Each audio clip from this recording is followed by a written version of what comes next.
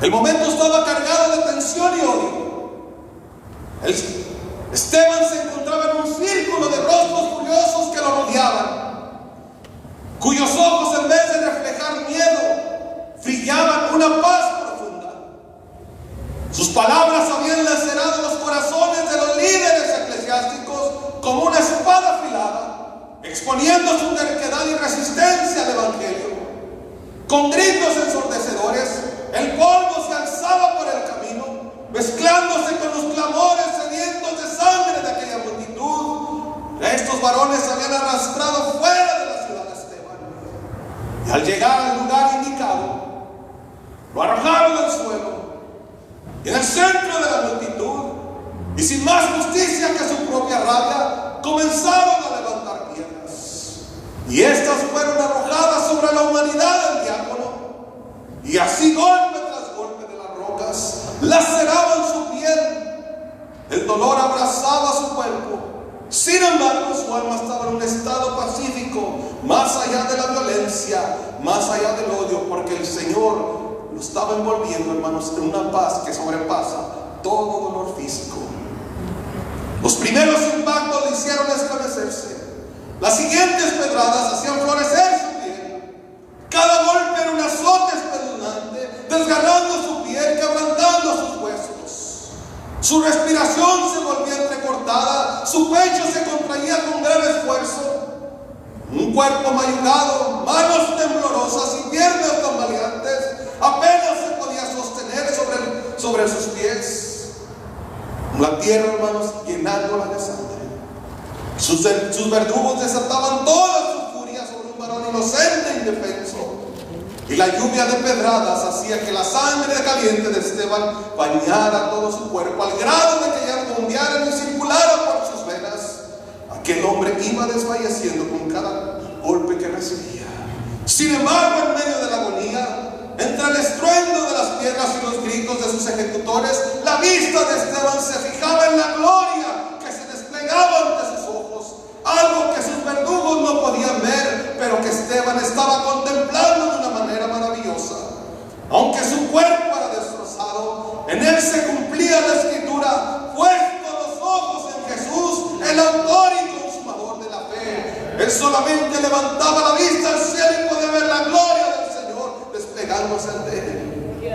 Y en medio de tan cruel violencia, en su espíritu se regocijaba con la segunda parte del texto que le acabo de describir, el cual es el siguiente: el cual, por el gozo puesto delante de él, hablando de Jesús, sufrió la cruz, menospreciando el oprobio, y se sentó a la diestra del trono de Dios. Aludiendo que el maestro, de la misma manera que Esteban estaba siendo vituperado, el maestro de la misma manera sintió el oprobio y sintió el sufrimiento en su cuerpo. Y en el clímax de su agonía, Esteban ya estaba presenciando, hermanos, la gloria del Señor. Y en los últimos momentos de su vida, sus labios temblorosos se abrieron con un destello celestial, y con una voz entrecortada dijo: veo a los cielos abiertos y al Hijo del Hombre a la diestra de Dios. Y al escuchar esto, sus ejecutores, incluyendo a Saulo de Tarso, que estaba presente, se taparon los oídos, rechinaron los dientes, avivando la furia de sus agresores. Y así Esteban, con su cuerpo ya sin fuerzas, quedó desplomado sobre aquel suelo polvoriento. Sus manos ya inmóviles, sus párpados temblorosos, la visión ya nublosa. Y con un susurro débil solamente exclamó al Señor: no les tomes en cuenta este pecado, perdonando a aquella multitud por lo que le estaban haciendo a su persona. Y sabiendo que no eran ellos, sino era la potestad del aire que estaba detrás de ellos, tratando de eliminar, hermano, la predicación del Evangelio. Y así, sumergido en el dolor y con la última y brutal piedra sobre su persona, comenzó, hermanos, a entrar en el sueño de la eternidad de Esteban. Y en ese instante, el peso del sufrimiento se disipó por completo. Esteban ya no sentía en su cuerpo físico la agonía de las pedradas. Su alma se trasladó de la burla, de la furia y la violencia de la multitud, más allá de la violencia terrenal. Entró y trascendió al reposo inmortal que está preparado para todos los redimidos de Cristo. Así entró en un sueño profundo y quedó dormido, como lo acabamos de leer. Y luego en el capítulo número 8, en el verso número 1, acabamos de leer, hermanos, que dice la Escritura que en aquel día hubo una gran persecución contra la iglesia que estaba en Jerusalén. El día en que Esteban fue violentado fue el día en que se inició abiertamente un ataque táctico y consecuente en contra de la iglesia. Esteban solamente fue la gota que desbordó una torrente de violencia en contra de la iglesia. En este caso no fue un acto, hermanos, aislado, sino el comienzo de una represión organizada en contra de la iglesia, naciente y creciente. La semana pasada vimos, hermanos, que el ataque en contra de los apóstoles fue con arrestos, con azotes y encarcelándolos. Sin embargo, con un resultado de liberación divina, hermanos, y angelical. Y aquí vemos, hermanos, en esta escritura el precio, hermanos, que se tiene que pagar y que se tiene que experimentar por servir a Jesús. El crecimiento imparable del movimiento evangélico en este entonces, hermanos, tenía que ser erradicado profundamente, hermanos, desde la raíz por sus opositores.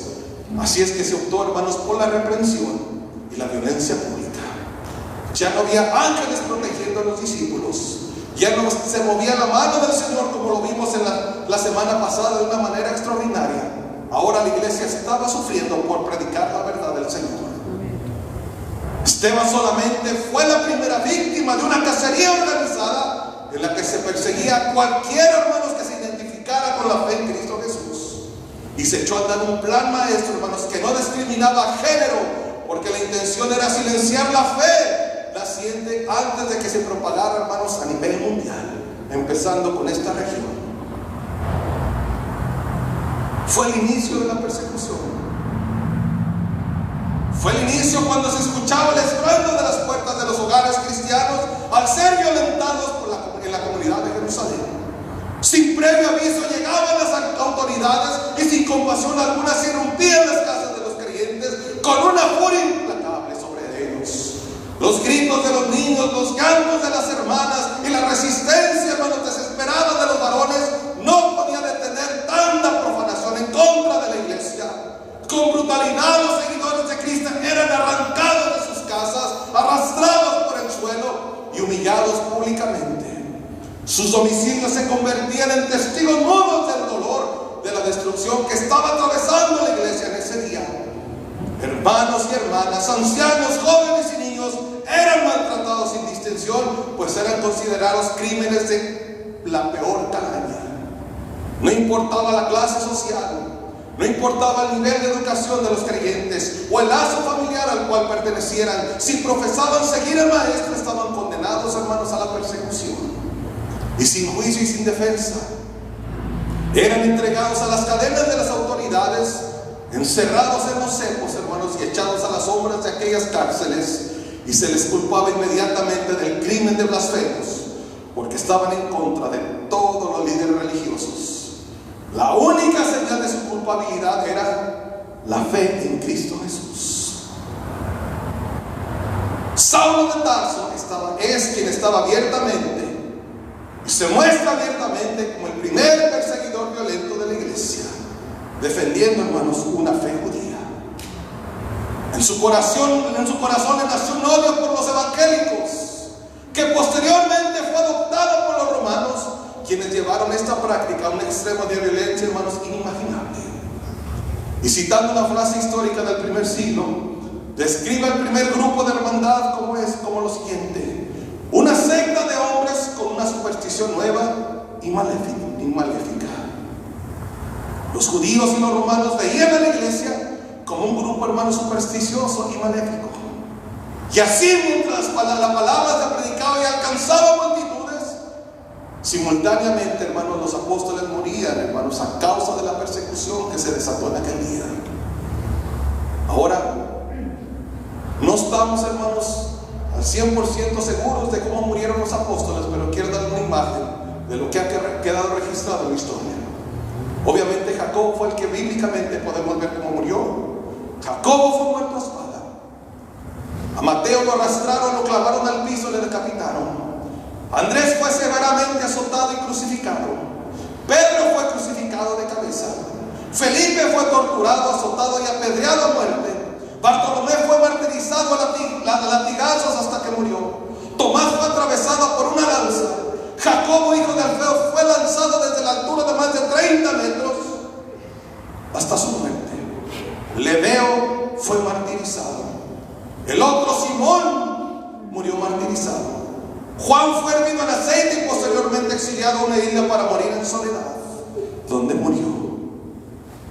Todos los apóstoles, hermanos, sufrieron una muerte, hermanos, lamentable.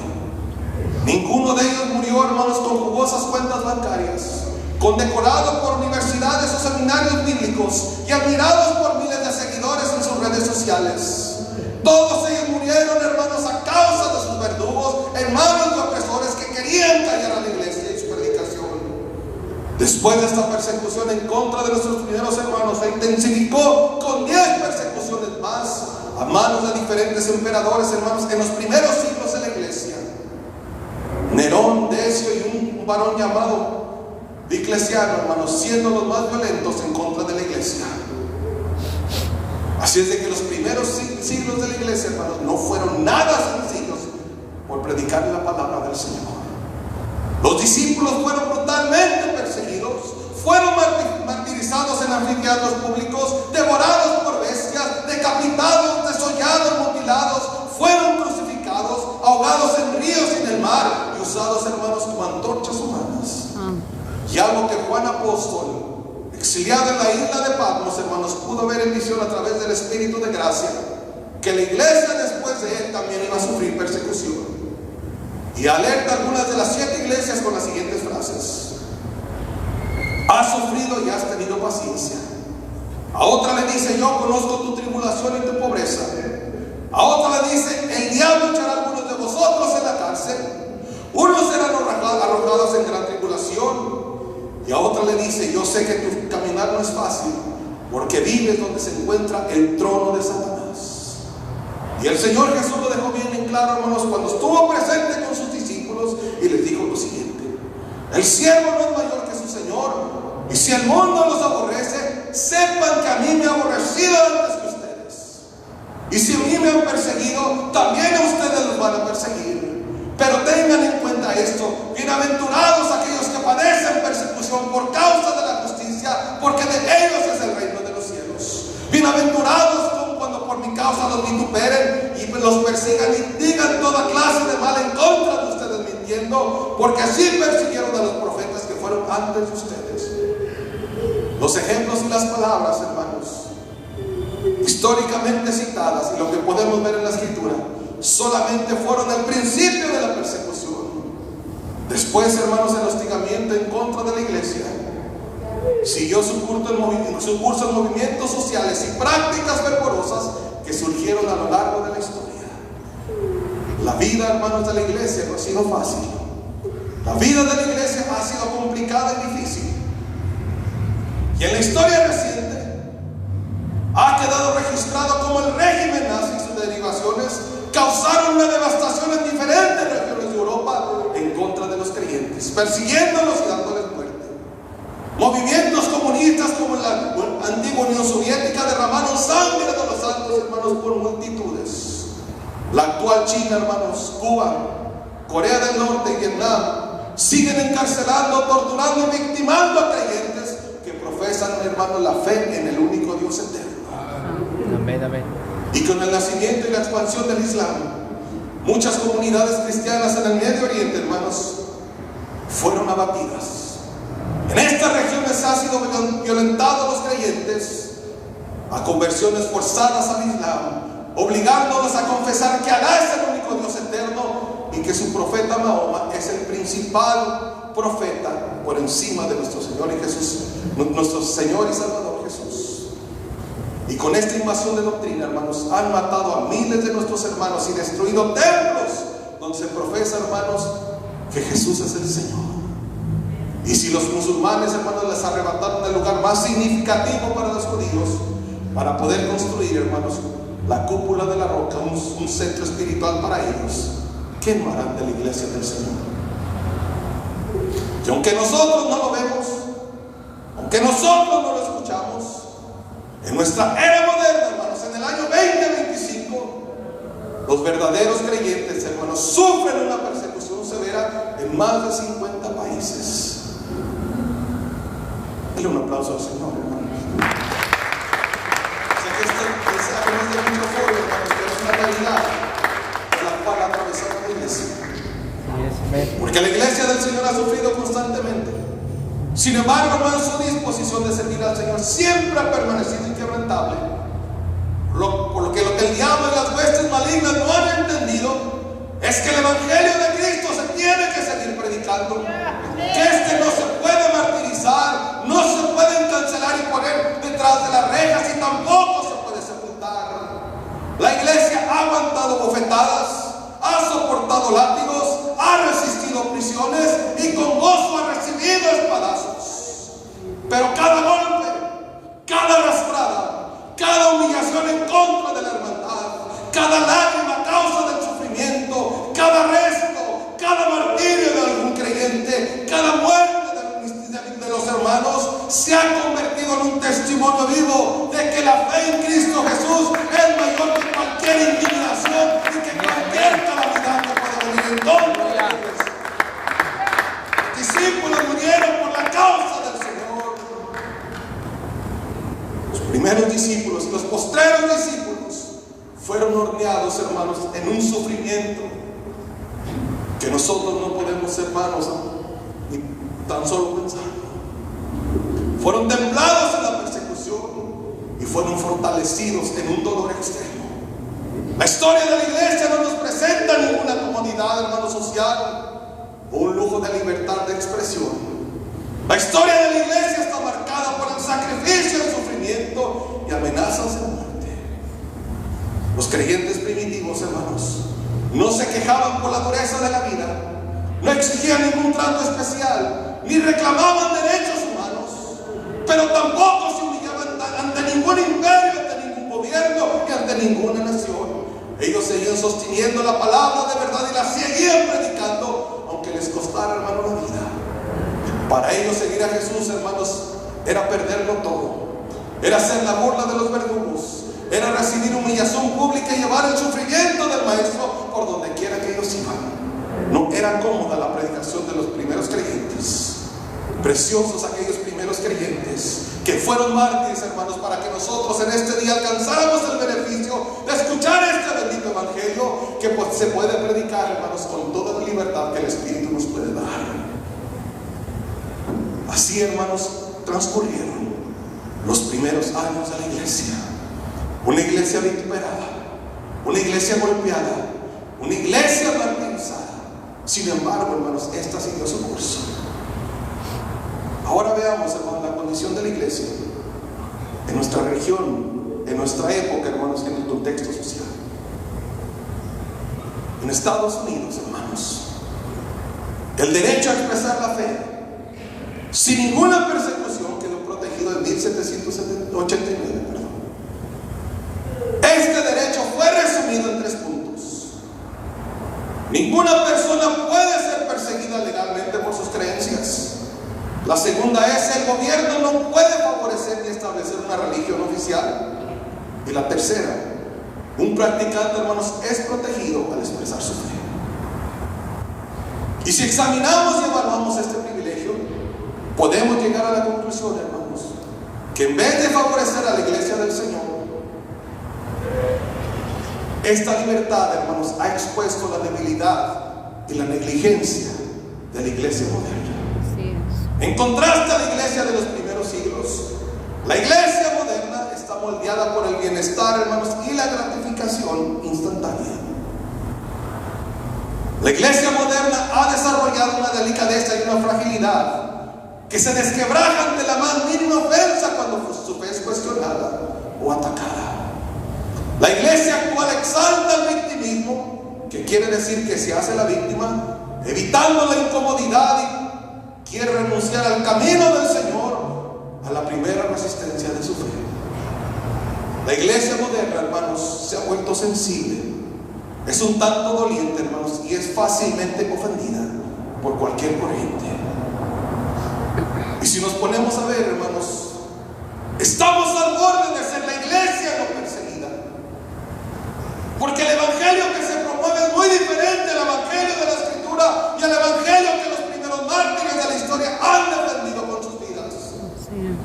Y me gustaría presentarle este concepto, hermano, dándole 3 títulos, con una breve descripción, hermanos, de lo que se está predicando en estos días. Póngame toda la atención. El primer concepto del evangelio moderno es un evangelio, hermano, relativista. ¿Qué quiere decir eso, hermano? Este mensaje bíblico, entre comillas, se adopta las tendencias culturales. En lugar de presentar el mensaje de salvación tal y como lo enseña la Escritura, se modifican sus principios para que se ajusten a las normas y a los valores de nuestra época. Este mensaje busca agradar a la sociedad, generando una religión a la medida de la gente.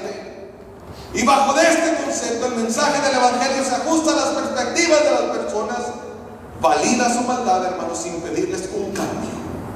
Y se adoptan las filosofías para no alterar su realidad. Este enfoque permite que el evangelio no contradiga, hermanos, las preferencias del momento y que se disuelvan los gustos de la gente. Un evangelio acomodado a la sensibilidad de las personas, que trae un mensaje políticamente correcto. Un sermón, hermanos, que evite controversias con los temas actuales de moralidad. Predicaciones, hermanos, que no aborden el libertinaje de la humanidad y que no confronten los pecados sociales.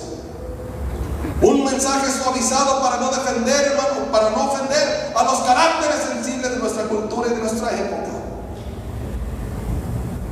Con discursos chistosos, hermanos, cómicos, con charlas creativas, con discursos motivacionales que hagan reír y llorar al mismo tiempo a la gente, oratorias que despiertan un espíritu de empresario, discursos de aceptación sin pedir una transformación genuina, un mensaje que evita el conflicto con ideologías populares, buscando agradar a todos y no contradecir a nadie, un mensaje sensible para el romano, que no sea ofensivo para el budista, para que el musulmán no se moleste y para que el transgénero, hermanos, no nos demande en una corte. Un mensaje que agrade a toda la multitud sin confrontar su pecado. Un mensaje que se ajuste a las corrientes culturales y las expectativas de la era moderna. Un mensaje centrado en la adaptación cultural que niegue la soberanía y la autoridad de Cristo, elevando los valores morales de la humanidad y validando las concupiscencias populares por encima de la voluntad del Señor.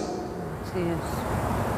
Mensaje relativista, mensaje que usurpa el concepto de la verdad de santidad, permitiendo, hermanos, el libertinaje carnal en todos los aspectos de la vida.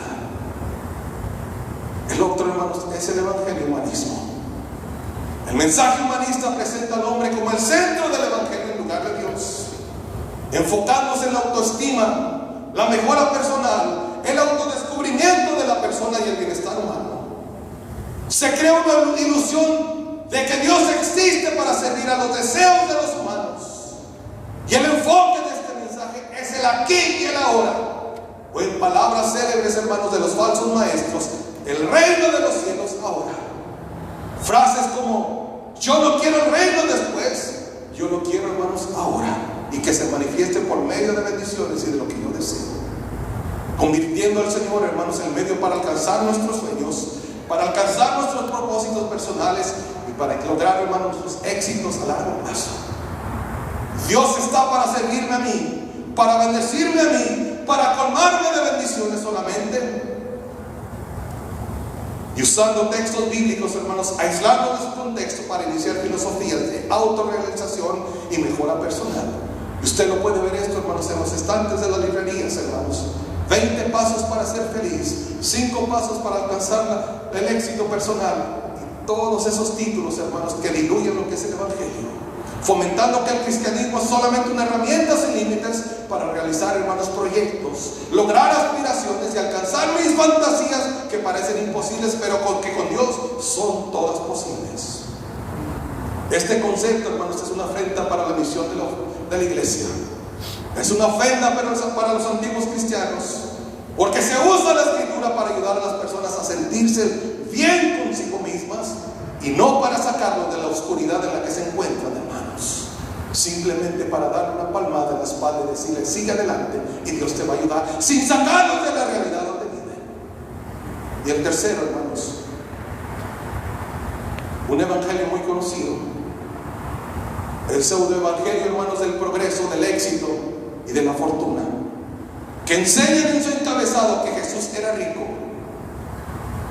que fue visitado, hermanos, con regalos de gran valor cuando nació, argumentando que ya de adulto Jesús tenía una fortuna inmesurable, con vestimenta de diseñador de calidad y que con la suficiente fortuna para asignar un tesorero, que viajaba constantemente sin preocupaciones económicas, llevando a todo, hermano, su grupo de discipulado, comiendo en casa de ricos y amigos de personas influyentes de la época.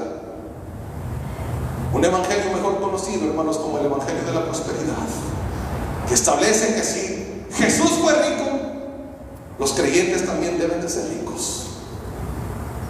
Sin embargo, este mensaje promueve la idea de que la fe en el Señor nos garantiza riqueza, nos garantiza salud y éxito en las finanzas. Y lamentablemente esa doctrina superficial convierte al Señor en un proveedor de bienes solamente, en lugar de presentarlo como un salvador de almas y redentor de la humanidad. Así es. Es un evangelio que satisface la codicia, acaricia la avaricia del ser humano, y el egoísmo del ser humano, hermanos, es explotado en todas las áreas de su vida. Abre la oportunidad a vivir un estilo de vida ostentoso y rodeado de artículos caros y lujosos, y si no los obtiene uno es porque está en pecado, y lleva a las personas a creer que su dinero se multiplicará de manera extraordinaria, hermanos, con una ofrenda. Dar suficiente dinero al Señor para recibir el doble o el triple de dinero sin esforzarse y trabajar diligentemente. Y su contraparte de este evangelio, hermanos, establece que todo aquel que vive en escasez monetaria o material, que no tenga un trabajo, que esté atravesando por alguna enfermedad y que atraviese algún tipo de dolor en la vida, es porque ha caído en el juicio del Señor y la mano del Señor no está a su favor. Ahora yo le hago la pregunta, hermanos, con estos tres conceptos del evangelio y con esta predicación, ¿usted cree que con este tipo del evangelio la iglesia será perseguida? Con este mensaje, ¿quién nos va a perseguir? Los antiguos discípulos incomodaban con su predicación. La escritura dice que aquellos oyentes rechinaban los dientes de coraje. Pero con este evangelio y con este mensaje, ¿quién nos va a perseguir? Jeremías 15, verso número 19 dice: conviértanse en ellos a ti y tú no te conviertas a ellos. Amén, amén. Sin embargo, ahora, hermanos, en esta época es al revés. En vez de que ellos se conviertan a nosotros, nosotros nos estamos convirtiendo a ellos. Y añadiendo otro mal a este falso evangelio, es la actitud que exhibe la iglesia, y no se me vaya a ofender. Una disposición titubeante y una actitud, hermano, renuente. Creyentes que resisten a su llamado y huyen del propósito por el cual el Señor los ha llamado, así como lo hizo Jonás. La historia de la iglesia californiana es muy distinta a la historia de la iglesia antigua. Ahora se puede calificar a la iglesia de inaccesible, de reservada y esquivada en su llamado al Señor. Hebreos 5:12 dice: porque después de tanto tiempo, muchos ya deberían de ser maestros. Sin embargo, siguen batallando con lo más básico de la doctrina de Cristo. Hombres y mujeres que ya deben estar fuertes y macizos en el evangelio, que en vez de enseñar y predicar una palabra sólida, han procedido. Todavía necesitan que alguien con delicadeza y ternura los saque de la cuna, les ponga un babero, les dé a beber leche espiritual y que les limpie con toallas humeantes, que les brinde amor y estimulación para que no se desvíen del camino del Señor, ya teniendo más de 20 años en la iglesia, y que luego los arrulle para que descansen en sus brazos. ¿Quién va a perseguir una iglesia así? Cierto. Denle un aplauso al Señor. Aleluya. Verdadero evangelio no es sinónimo de estos conceptos. Hombres y mujeres arriesgaron su vida por la verdad absoluta de Cristo sin comprometer su fe. Los cristianos cristianos se aferraban a la palabra no adulterada y no modificaban para encajar en la cultura, aun cuando la postura de ellos les costaba el dolor y tormento. Ellos predicaban al Señor tal y como está escrita la palabra. Los primeros discípulos se negaban a sí mismos, defendían su fe, y esto resultaba en la pérdida de sus hogares, de sus empleos, inclusive de sus familias. Los primeros creyentes eran perseguidos por poner la gloria de Dios por encima de su propia comodidad, incluso si esto les significaba, hermanos, sufrir hambre, sufrir alguna tortura o algún exilio por algún país extraño. Ciertamente Abraham, Isaac y Jacob fueron hombres de dinero en la escritura, pero si ha escuchado el mensaje, se da cuenta que ningún discípulo fue millonario o bancario o abundante en las riquezas. Yo estoy exagerando con esta vestimenta ahorita, hermanos. También vemos, hermanos, que había hermanos activos en el ministerio que luchaban en contra de una enfermedad física, así como Pablo y como Timoteo. Los dos hermanos tenían un malestar físico, sin embargo, con todo ellos servían al Señor con un corazón, hermanos, persistente. En la narración del Evangelio encontramos enfermos, hermanos, como el ciego Bartimeo, como los endemoniados de Gadara y como la mujer con el flujo de sangre. Hubo gente también carente de bienes, como la viuda que ofrendó, hermanos, todo lo que tenía cuando el Señor lo estaba observando. Lázaro sufría en la puerta, hermanos, sufría la miseria en la puerta de que el rico y único pródigo, hermanos, se encontró, hermanos, en lo más bajo de su vida, anhelando comida de cerdos. Así es. Y después Pablo, hermanos, da su testimonio, hermanos, como discípulo de Cristo, y nos dice lo siguiente: he sido azotado muchas veces, he sido encerrado en la cárcel, apedreado, náufrago en alta mar, peligro de ríos, peligro de ladrones, peligro de los gentiles, peligro de la ciudad, desiertos en el mar, he pasado peligros, entre falsos hermanos me han traicionado, he trabajado y me he fatigado, atravesado muchos desvelos, he hecho muchos ayunos, he sufrido hambre, he experimentado sed forzada, he sentido el frío y he padecido desnudez. Sin embargo, en medio de toda aquella persecución, en todo aquel vituperio, puede decir: sin embargo, hemos sido en todo atribulados, pero no angustiados. Hemos pasado por apuros, pero no nos hemos desesperado. Hemos sido perseguidos, mas jamás hemos sido desamparados por la mano del Señor. Hemos sido derribados, pero nos hemos levantado en ese momento para seguir predicando la verdad del Señor. Amén. Y luego hace una pregunta, hermanos, que debe de impactar nuestro corazón y debe de transformar nuestro testimonio. ¿Quién nos separará del amor de Cristo? ¿Tribulación, angustia, persecución, hambre, desnudez o espada? Hermanos, tenemos que padecer para ver la gloria del Señor. Amén. Tenemos que estar enfermos para ser testigos de la mano sanadora del Señor. Tenemos que pasar hambre para ver su provisión. Tenemos que pasar angustia para experimentar un consuelo en nuestras vidas. Debemos de padecer calumnias por su nombre, para que su nombre sea glorificado. Y tenemos que ser perseguidos para ser testigos de la gloria del Señor. Amén, amén. Así como lo hicieron los primeros discípulos. Debemos de vivir, hermanos, un evangelio abnegado, un evangelio sufrido. Y al estar leyendo, hermanos, todo esto, me apenaba conmigo mismo y decía: Señor, qué lejos está el hermano César de tu realidad. Y me sentía mal, hermanos, al ser predicador de la palabra, porque a 5 minutos de mi casa, hermanos, no padezco nada, ni durante la semana nadie me está persiguiendo. Ahora, ¿qué es el evangelio para ustedes, mis hermanos? ¿Qué está sufriendo usted por el evangelio? ¿O qué está dando a cambio por el Señor?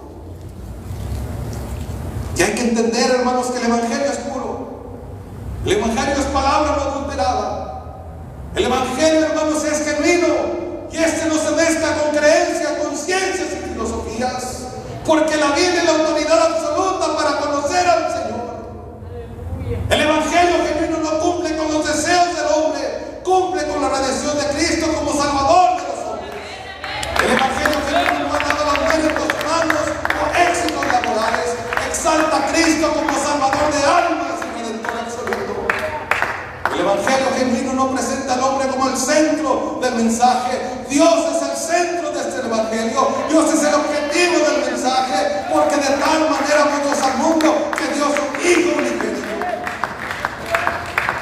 El evangelio genuino no se amolda, hermanos, a la cultura popular. Debe de haber un arrepentimiento genuino y buscar la restauración de parte del Señor. El evangelio genuino no garantiza la riqueza, la salud y el éxito, pero sí garantiza victoria sobre la prueba, sobre el dolor y muchos riesgos.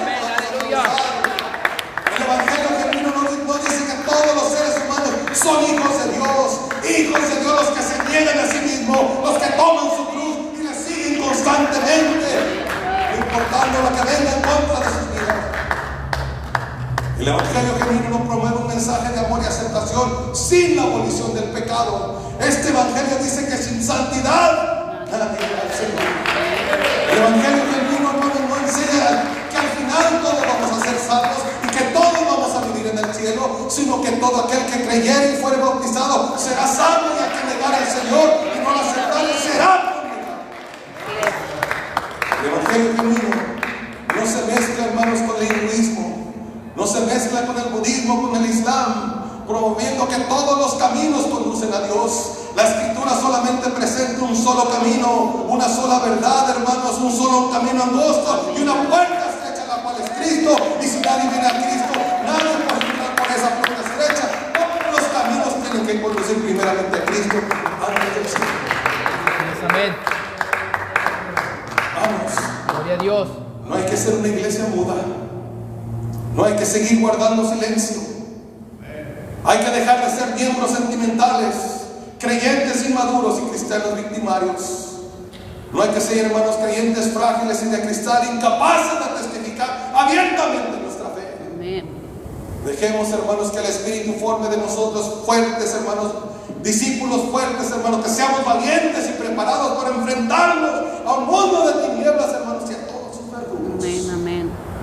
No hay que dejar, hermanos, que el adversario nos siga ganando, hermanos, terreno, y que nos siga intimidando con sus costumbres. Amén. Hay que vivir, hermanos, una pasión, hermanos, de lo que hemos aprendido, hermanos, de la Escritura. Amén, amén. Hay que desempolvar esta Biblia, hermanos, y predicar con denuedo. Que no nos dé vergüenza anunciar a Cristo, hermanos. Aleluya. Los primeros creyentes se incomodaban con su mensaje. Eran perseguidos por predicar a Cristo, muertos por anunciar el Evangelio.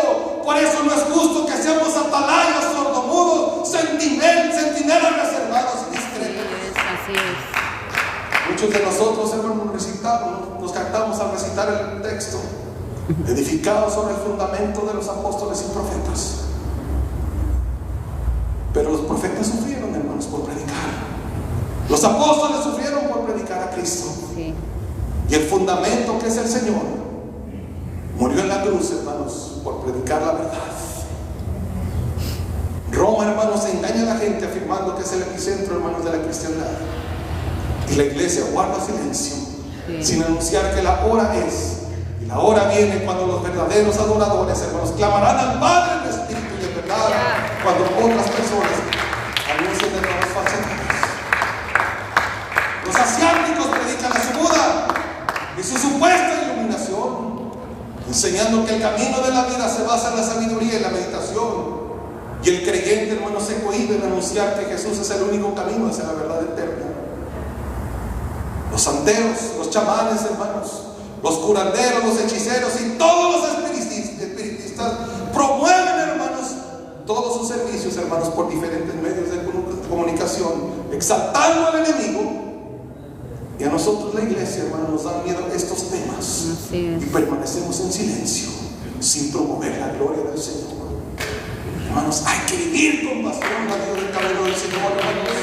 Hermanos, Cristo es el centro de nuestra vida. Vivámonos con entrega total. Sigamos los pasos del Maestro con fervor, sin temor, hermanos, y sin duda de predicar la palabra. Vivamos, hermanos, como si fuera el último día en esta hora que podemos predicar. Prediquemos, hermanos, con gozo y con sacrificio. Sirvamos al Señor sin límites ni condiciones. Enfrentemos las tinieblas, hermanos, con ánimo y valentía. Recordemos que somos de una fe apasionada. No se esconde esta fe. Una fe, hermanos, que brilla, que resplandece, ilumina, hermanos, la necesidad de la sociedad.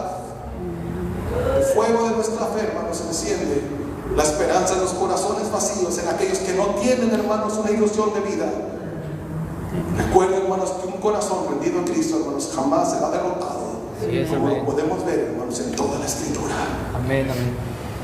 Hermanos, la iglesia fue perseguida. Y que nosotros no caigamos, hermanos, en esa trampa de ser la iglesia no perseguida. Aunque se levante, hermanos, en contra de nosotros, cualquier oposición, debemos de seguir adelante. Venga lo que venga, hermanos. Lo que venga en contra de la iglesia, hermanos, jamás va a prevalecer si permanecemos firmes por la causa de Amén, Cristo. amén. Póngase Aleluya. de pie, está. Gloria a Dios. Gloria a Dios. Amén.